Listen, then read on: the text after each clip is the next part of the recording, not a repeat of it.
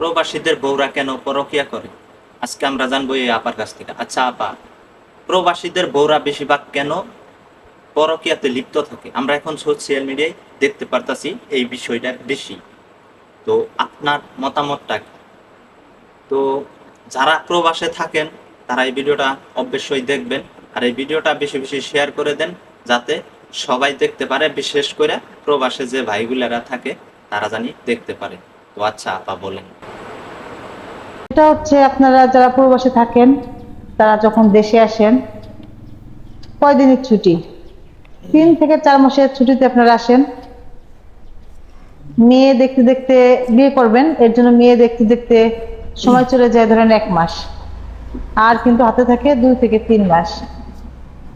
তো বিয়ে করলেন, বিয়ে করার পরে তার সঙ্গে কিছুদিন সংসার করলেন, সংসার করার পরে আবারও আপনি আপনার গন্তব্যস্থানে চলে গেলেন, মানে প্রবাসে চলে গেলেন। সেইখানে যাওয়ার পরে আপনার বউর সঙ্গে কিভাবে যোগাযোগ করেন?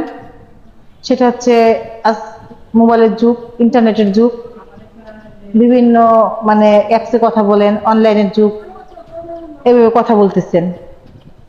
তো এটা কিন্তু অনলাইন, কিন্তু সোশ্যাল মিডিয়া, এটা কিন্তু সবকিছু রেকর্ড থাকে ওইখানে। আপনি যা বলতেছেন, যা করতেছেন, সবকিছুই কিন্তু এখানে রেকর্ড থাকে। অতএব যেটা করবেন, যেটা বলবেন, এটা আপনি মাথায় রেখে বলবেন। আপনার বউকে আপনি এমন কিছু করেন না, অসম্মান করেন না, যে আপনার বউ এর জন্য সস্তা হয়, মানুষের কাছে সস্তা হিসেবে পরিচিত হয়। তো অনেক কথাই বলেন, অনেক কিছুই করেন, অনেক প্রাইভেট কথা আছে সেগুলো বলেন। তো এক পর্যায়ে কথা বলতে বলতে আপনার বউ কিন্তু আপনাকে কাছে পাওয়ার জন্য ফিল করে, মানে আপনাকে কাছে পাওয়ার জন্য সে খুব ব্যাকুল হয়ে পড়ে।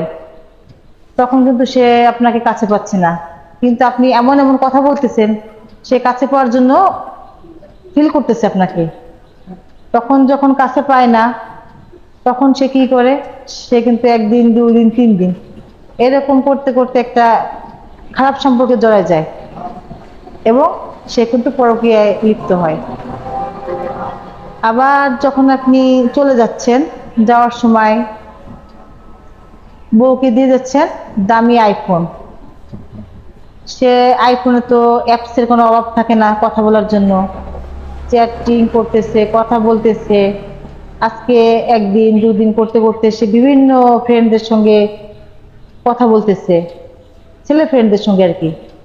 এইভাবে 1 দিন 2 দিন কথা বলতে বলতে দেখা যাবে যে এক পর্যায়ে সে একটা খারাপ রিলেশনে জড়াই গেছে। এইভাবে